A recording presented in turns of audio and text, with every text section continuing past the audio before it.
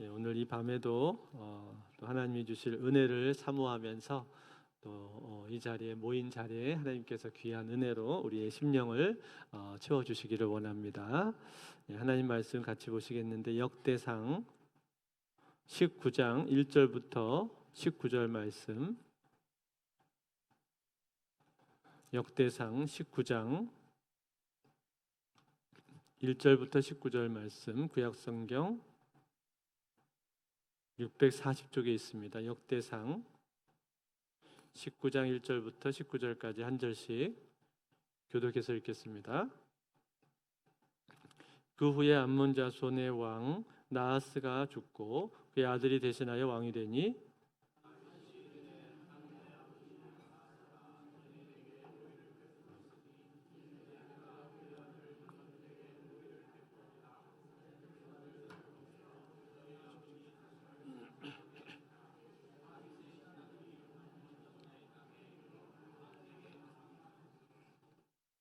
암몬 자손의 방백들이 하늘에게 말하되 왕은 다윗이 조문 사절을 보낸 것이 왕의 부친을 존경함인 줄로 여기시나이까. 그의 신하들이 왕에게 나아온 것이 이 땅을 엿보고 정탐하여 전복시키고자 함이 아니니까 하는지라.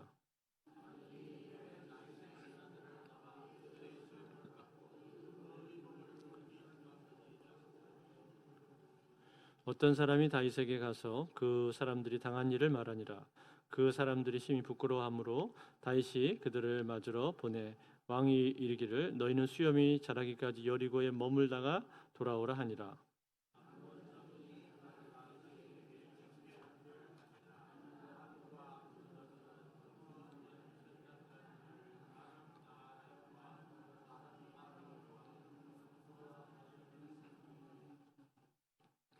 곧 병거 3만 2천 대와 마아가 왕과 그의 군대를 고용하였더니 그들이 와서 메드바 앞에 진침해 암몬 자손이 그 모든 성읍으로부터 모여와서 싸우려 한지라.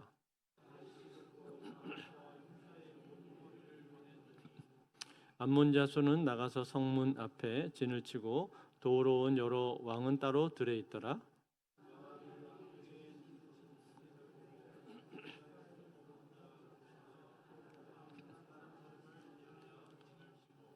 그 남은 무리는 그의 아우 아비새의 수하에 맡겨 암몬 자손을 대하여 진을 치게 하고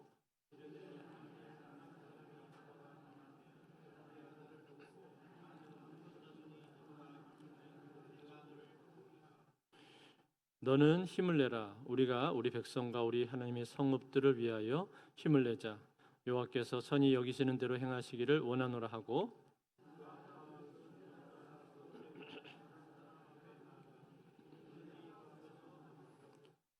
암몬 자손은 아람 사람이 도망함을 보고 그들도 요압의 아우 아비새 앞에서 도망하여 성읍으로 들어간지라.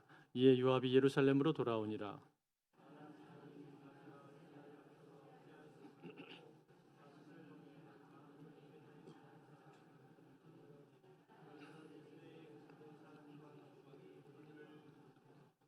어떤 사람이 다윗에게 전하매 다윗이 온 이스라엘을 모으고 요단을 건너 아람 사람에게 이르러 그들을 향하여 진을 치니라. 다윗이 아람 사람을 향하여 진을 치매 그들이 다윗과 맞서 싸우더니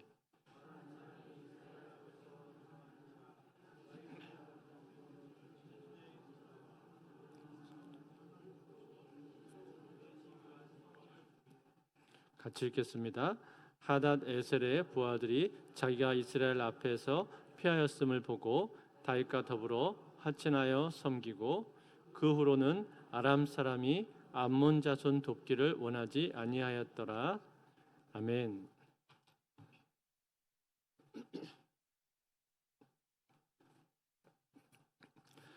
지난주에 다윗이 승승장구하는 모습을 우리가 함께 살펴보았습니다. 이것은 다윗이 하나님께 순종을 했었고 또 하나님의 영광을 위해서 모든 일들을 감당을 했기 때문에 하나님께서 이처럼 다윗에게 승리를 주신 것인데 그런데 이 승리는 보통 승리가 아니라고 했었죠. 다윗이 어디를 가든지 여호와께서 이기게 하셨더라 라는 이 구절의 말씀에서 보여주고 있는 것처럼 다윗이 아주 승승장구할 수 있도록 그렇게 만들어 주셨다라는 겁니다.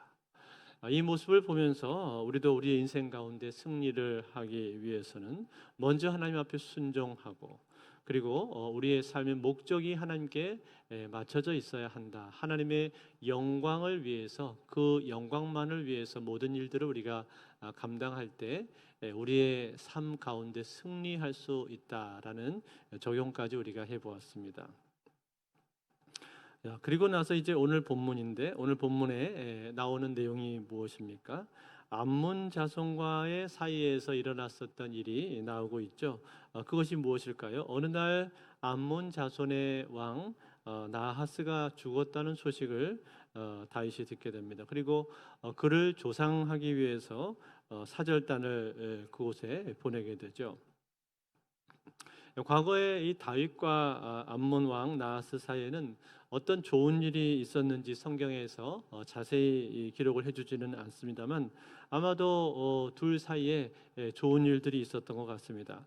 다윗이 과거에 쫓겨다녔을 때 이 나하스가 그를 도와주었을 수도 있고, 아니면 다윗이 왕으로 즉위했을 그 당시에 축하하기 위해서 사절단이나 선물을 그가 보내왔을 수도 있습니다. 어떤 일이 있었는지 정확히 기록이 되어 있지 않습니다만, 그러나 다윗과 암몬 왕 나하스 사이에는 서로 좋은 관계를 유지하고 있었다라는 거죠. 그래서 이 상황을 만나게 되었을 때 다윗이 신하들을 보내서 그의 죽음을 조문하도록 그렇게 한 것입니다. 그런데 이 나하스 왕의 아들 한운이라고 하는 이 사람이 아버지의 뒤를 이어서 암몬 왕이 되었는데, 문제는 이 한운의 신하들이 문제였습니다. 이 신하들은 다윗이 보낸 이 조문객들을 보면서 그들이 순수한 조문객들이 아니라 그들은 첩자다라고 그렇게 인식을 했습니다. 그래서 자기 왕 한운에게 이렇게 보고를 하죠. 3절 말씀해 보시면은, 암몬 자손의 방백들이 한운에게 말하되 왕은 다윗이 조문 사절을 보낸 것이 왕의 부친을 존경함인 줄로 여기시나이까. 그의 신하들이 왕에게 나온 것이 이 땅을 엿보고 정탐하여 전복시키고자 함이 아니니까 하는지라. 자, 여러분, 이게 지금 무슨 말입니까? 다윗이 보낸 이 사람들, 이 사신들이 왕의 아버지를 조문하기 위해서 온 것이 아니라는 거죠. 그것이 아니라 우리나라를 몰래 염탐하기 위해서 온 것입니다. 그래서 우리나라의 약점을 찾아내서 공격을 하려고 다윗이 보낸 첩자들입니다. 이런 식으로 보고를 한 거예요. 왜 이런 보고를 했었는지, 아마도 그 당시 다윗의 세력이 계속해서 확대가 되니까 여기에 대해서 위기의식을 느껴서 이렇게 보고를 했을 수도 있고, 아니면은 어떤 또 다른 의도가 있었을지도 모르겠습니다만, 이 신하들은 지금 이렇게 보고를 한 것입니다. 그리고 이 보고를 듣고 새롭게 왕이 된 이 한우는 신하들의 말을 그냥 액면 그대로 받아들이게 되었던 거죠. 그래서 어떻게 합니까? 이 조문은 다윗의 신하들을 잡아서 그들의 수염을 절반을 깎아 버렸고, 또 입고 있었던 의복을 아래 단을 중동 볼기까지 잘랐다라고 기록을 해주고 있습니다. 여러분 생각해 보세요. 이게 얼마나 수치스러운 일이었는가 하니, 고대 근동 지방에서 수염이라고 하는 것은요, 남자들에게서 중요한 요소였습니다. 수염은 남성의 명예와 권위를 상징하는 것이었습니다. 그래서 보통 수염을 길게 기르는 경우들이 많이 있었는데, 그런데 그 수염을 깎아버렸단 말이에요. 그것도 완전히 깎은 것도 아니고 절반만 딱 깎아놨으니까 얼마나 보기에 우스꽝스러웠겠습니까? 뿐만 아니라 중동볼기라는 것은 사람의 엉덩이를 말하는 것인데, 거기까지 바지 단을 잘라버렸으니까 남성의 치부가 고스란히 드러나게 된 거죠. 그렇게 해서 길을 걸어오게 했으니 이게 얼마나 참 부끄럽고 수치스러운 일이 되겠습니까? 굉장한 모욕을 한 것입니다. 이렇게 해서 이스라엘의 공식적인 사신들이 암몬에서 아주 큰 치욕을 겪고 돌아오게 되었는데 이 내용을 이제 다윗이 보고를 받게 되었던 거죠. 다윗은 이 얘기를 듣자마자 우선은 그들로 하여금 여리고에 머물게 합니다. 여리고는 암몬에서 예루살렘으로 오는 중간 지점에 있는 도시였기 때문에 거기에 머물게 한 것은 그들이 수염이 자라는 동안에 그곳에 머물게 해서 그들을 일종의 배려를 하기 위해서 또 걸어오는 동안에 수치스러움을 면하게 하기 위해서 그곳에 머물도록 해준 겁니다. 자, 그렇게 했는데 이제 다윗이 진노를 해서 그들을 공격해 올 것을 미리 예상한 이 암몬 자손들은 이제 자기 스스로 전쟁을 치를 준비를 그들이 하게 됩니다. 그런데 자기들끼리만 싸우면 혹시라도 전력이 부족할까봐 이웃 나라의 도움을 받아서 이들이 용병을 준비하게 되죠. 6절과 7절에 그 내용이 나오는데 6절과 7절을 우리가 같이 한번 읽어볼까요? 같이 읽겠습니다. 시작. 암몬 자손이 자기가 다윗에게 밉게 한 줄을 안지라.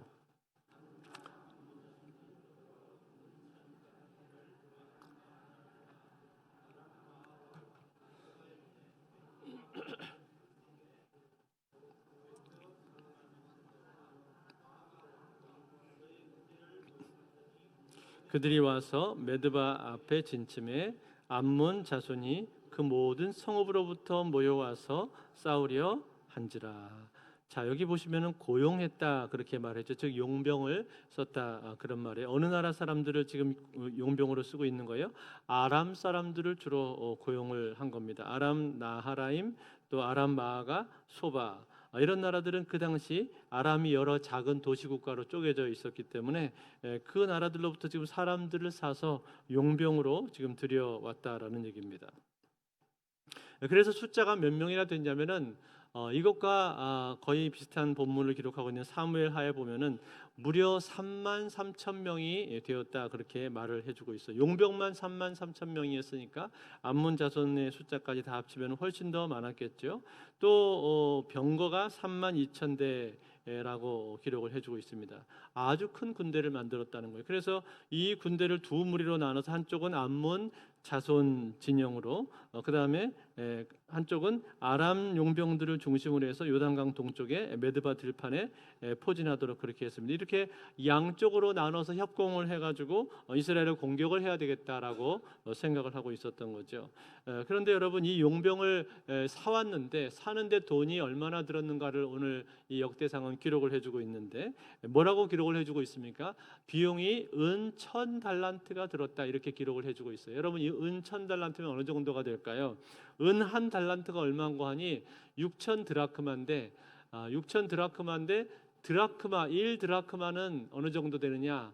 노동자 한 사람이 하루 품삯이에요. 그러니까 데나리온하고 드라크마가 단위가 같은 거죠. 그러니까 노동자 한 사람이 하루 일하면은 1 드라크마를 받는 것인데 요즘에 이 최저 시급으로 따져가지고 대충 계산을 하면은 하루에 한 8만 원 정도, 그 정도로 계산할 수 있거든요. 그러면은 하루에 8만 원씩 해가지고 이게 그 6천 드라크마면 얼마나 되느냐?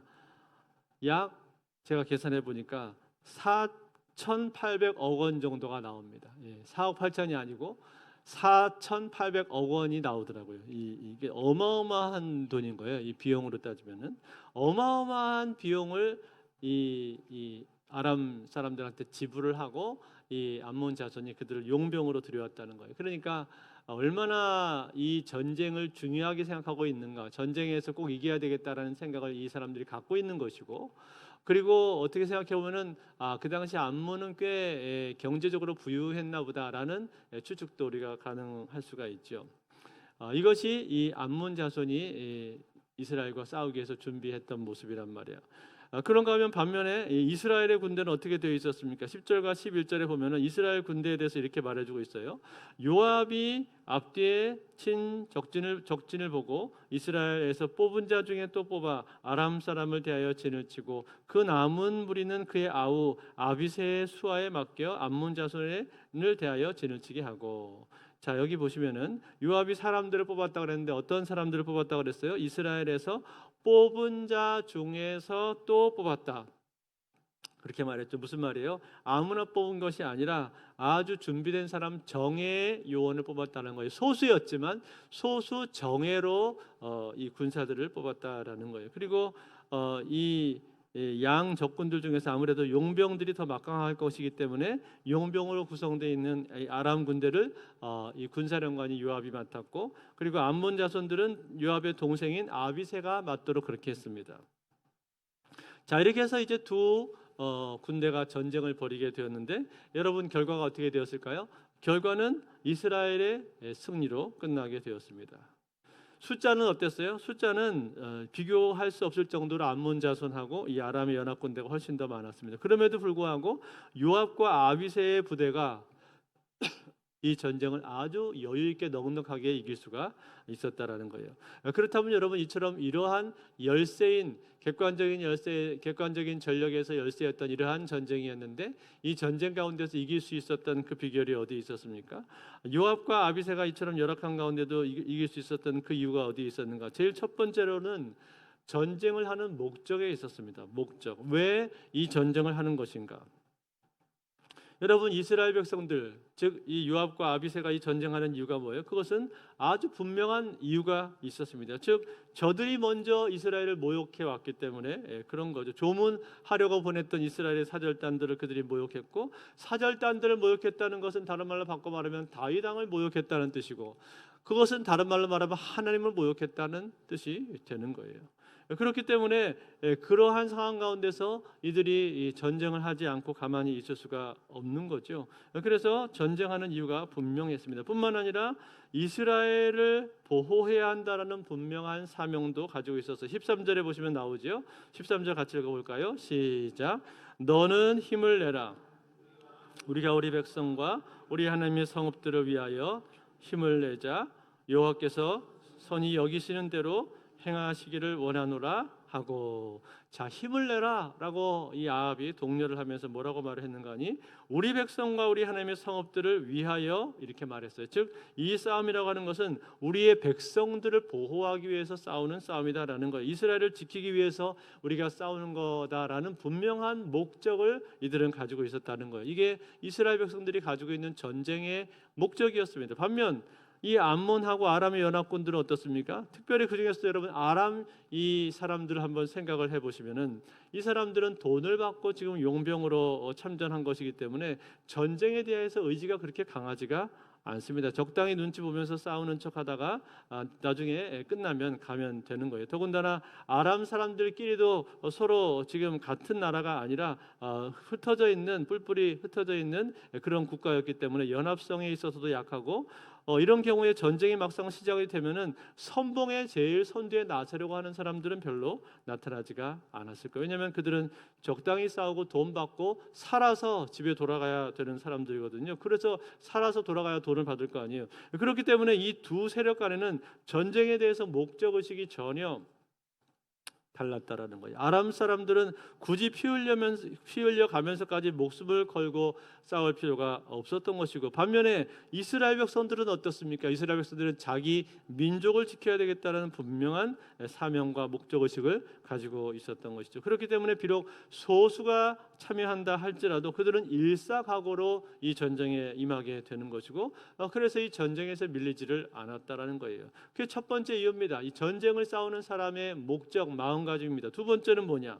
두 번째 승리의 원인을 오늘 성경에 말해주고 있는데, 두 번째로는 그 전략에 있어서의 전략적인 승리다라고 말해주고 있어요. 여러분, 이때 요압이 가지고 있었던 중요한 전략이 하나 있었는데 그게 뭘까요? 12절에 나오는데 12절을 같이 읽습니다. 시작.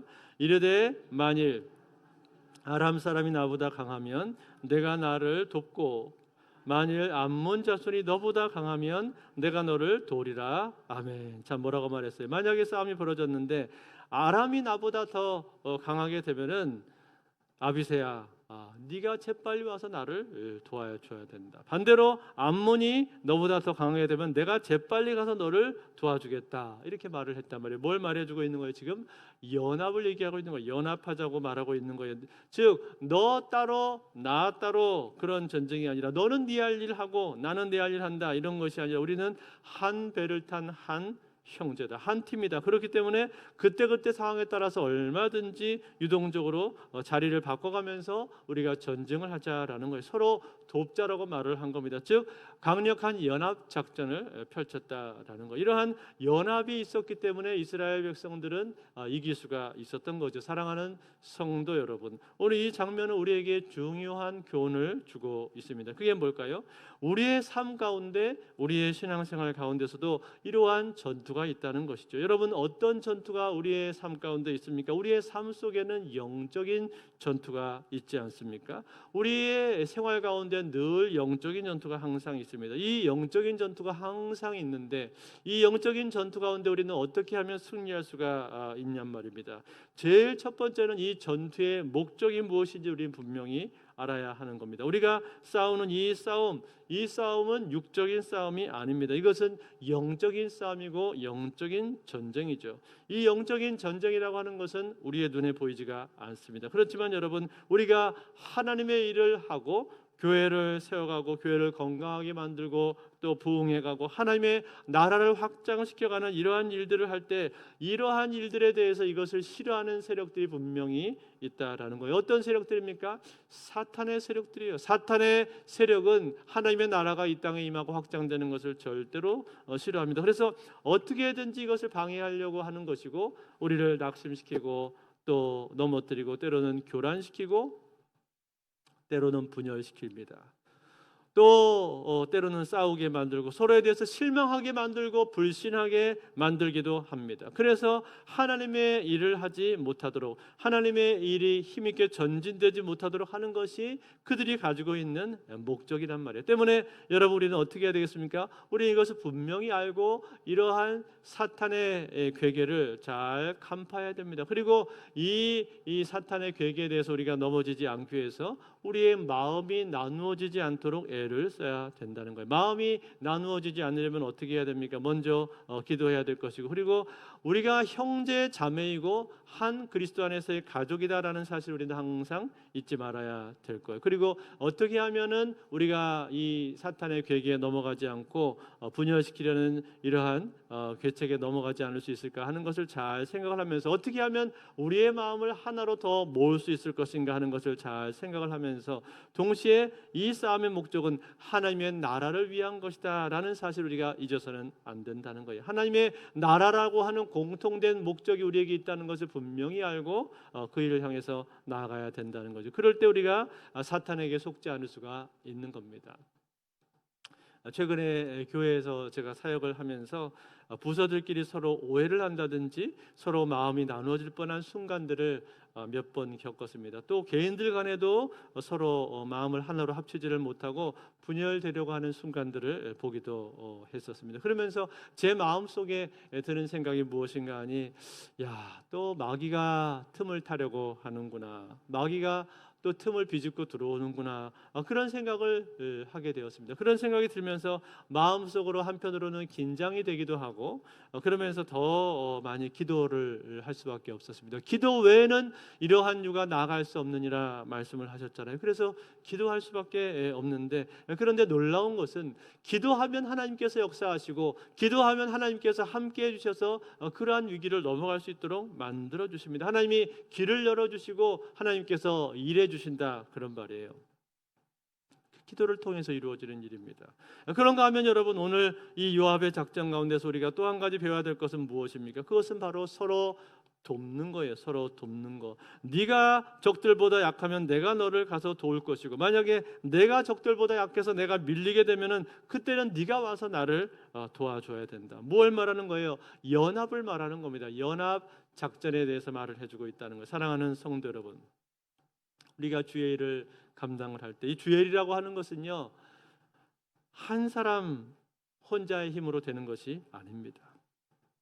여러 사람이 함께 힘을 합쳐서 함께 힘을 모을 때 하나님의 역사가 이루어지게 되는 거예요. 그런데 여러분, 그 힘을 모으는 데 있어서 중요한 원리는 무엇입니까? 그것은 내가 강할 때는 내가 내 옆에 있는 사람을 돕고, 내가 약할 때는 내 옆에 있는 사람이 나를 도울 수가 있어야 된다는 거예요. 이렇게 서로 도와주고 붙잡아주고 보완해 주는 것, 이러한 연합이 꼭 필요하다는 거예요.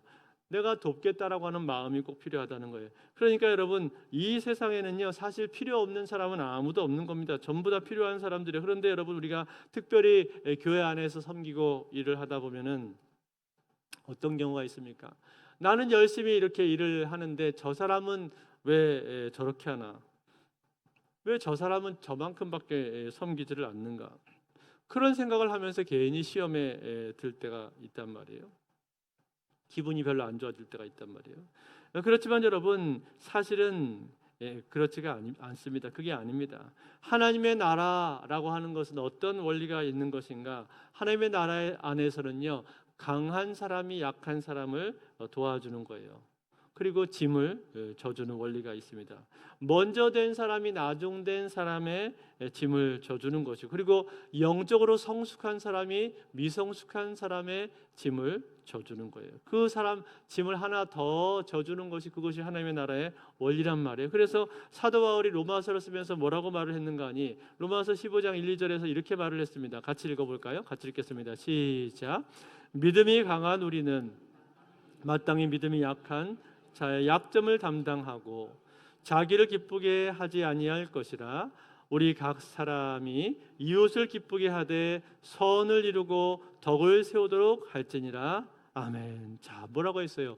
믿음이 강한 사람이 믿음이 약한 사람의 약점을 담당하라, 그렇게 말씀을 했죠. 그렇게 해서 함께 선을 이루고 덕을 세워가는 것, 이것이 하나님의 나라의 원리다라는 거예요. 강한 사람이 약한 사람을 도와주고 짐을 져주는 거예요. 먼저 된 사람이 나중된 사람의 짐을 져주고, 영적으로 성숙한 사람이 그보다 미성숙한 사람의 짐을 져주는 것이, 이게 하나님 나라의 원리라는 거예요. 그러므로 사랑하는 성도 여러분, 오늘 내가 다른 사람보다도 더 많이 수고하고 내가 다른 사람들보다도 더 많이 헌신하고 있습니까? 내가 더 많은 일들을 감당하고 있는 것 같습니까? 그렇다면 여러분, 그것 때문에 불평할 것이 아니라 오히려 그것 때문에 우리는 더 많이 하나님 앞에 감사할 수가 있어야 됩니다. 왜 그렇습니까? 왜냐하면 그만큼 하나님께서 나에게 은혜를 많이 주셨다는 거예요. 나를 성숙시켜 주셨다는 것이고, 나를 큰 사람으로 하나님이 만들어 주셨다라는 거예요. 나한테 큰 믿음을 하나님이 주셨다는 거예요. 그러니까 그것은 내가 오히려 감사해야 될 제목이 되는 겁니다. 그러면서 내가 섬기고 봉사하되 즐겁게 봉사하고 즐겁게 남의 짐을 질 수가 있어야 됩니다. 그런데 여러분, 놀라운 건 뭔지 아세요? 그렇게 하다 보면요, 지금은 내가 더 많이 수고하고 내가 더 헌신하고 있는 것 같은데, 어느 순간 되었을 때 내가 그 사람의 짐을 져준다고 생각했는데 어느 날 보면은 그 사람이 나의 짐을 지고 있구나 하는 것을 내가 느낄 때가 옵니다. 저는 그걸 느낄 때가 왕왕 있습니다. 이야, 저 사람이 저런 믿음이 됐단 말이야. 옛날에는 어리게만 봤는데 어느 날 그 사람이 나를 위해서 중보하고 있고, 어느 날 그 사람이 섬기는 것을 볼 때, 또 우리가 아이들을 볼 때도 그런 생각을 할 때가 많이 있잖아요. 어리게만 봤는데 그 아이가 청소년이 되고 어느 날 청년이 돼가지고 교회에 큰 일을 감당하는 모습을 볼 때 감동하게 됩니다. 감동하게 돼요. 옛날에는 내가 항상 도와줘야 되고 짐을 져줘야 되는 사람이라고 생각했는데, 그게 아니라 어느 날 보니까 하나님이 그 사람을 키우셔서 나에게 큰 힘이 되는 동역자로 세워져 있는 모습을 우리가 볼 수가 있단 말이죠. 그게 하나님께서 하시는 일입니다. 그리고 하나님께서 사람마다 다 주시는 은사가 달라요. 나에게 주신 게 있고 또 다른 사람에게 주신 게 있고 다 다릅니다. 그래서 그 은사, 어떤 때는 내가 갖지 못한 것을 저 사람이 가졌구나 하는 것을 내가 느끼게 만들어 주신단 말이죠. 그러므로 사랑하는 성도 여러분, 우리가 하나님의 나라를 위해서 수고하고 섬길 때 정말로 중요한 것이 무엇인가? 그것은 함께 연합하고 함께 돕는 거예요. 함께 서로의 짐을 짊어져 가는 겁니다. 그럴 때 우리가 영적 싸움 가운데 승리를 할 수가 있는 것이고, 하나님의 나라가 우리를 통해서 힘있게 앞으로 전진될 수가 있는 겁니다. 그러므로 사랑하는 성도 여러분, 오늘 우리는 이 하나님의 나라의 일이라고 하는 것이 영적인 일이라는 사실을 분명히 알고 영적인 싸움을 싸우되 이 영적 싸움 가운데서 승리를 하실 수 있기를 바랍니다. 그러기 위해서 늘 깨어 기도하시고, 그리고 공동체 안에서 마음이 나누어지지 않도록 힘쓰십시오. 무엇보다도 서로의 짐을 짊어지고 서로의 약점을 담당하면서 앞으로 나아갈 때 하나님께서는 그 헌신을 기쁘게 받으시고 그것을 통해서 내 주변 사람들을 새롭게 하시고 성장시키셔서 하나님의 나라의 일이 이루어지도록 만들어 주실 줄로 믿습니다. 이 은혜가 오늘도 저와 여러분의 삶이 함께 하시기를 주의 이름으로 축원드립니다.